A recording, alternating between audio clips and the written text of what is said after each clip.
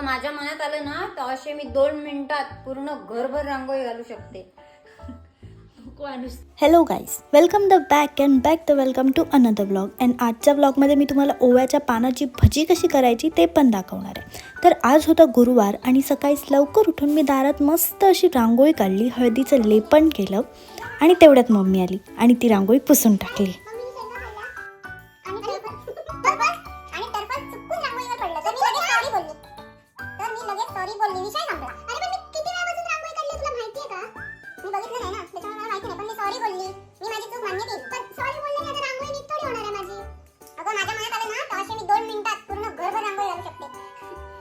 आमच्या दारात ओव्याचं झाड लावलं आहे आणि कोकणात ह्या पानांची भजी तळून खातात. तर आज आपण ओव्याच्या पानाची भजी करणार आहे आणि हे तोडताना पण अलगद हाताने तोडायचं, कारण खूप नाजूक असतं. अशी देठ ठेवायचा त्याला.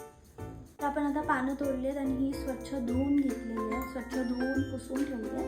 तर आज आपण भजी करूया. मीठ, मालवणी भाजका मसाला, जिरा पावडर, हळद, अख्खा जिरा, धना पावडर, ओव्याची पानं, बेसन आणि थोडंसं तांदळाचं पीठ टाकल्याने भजी क्रंची होतात.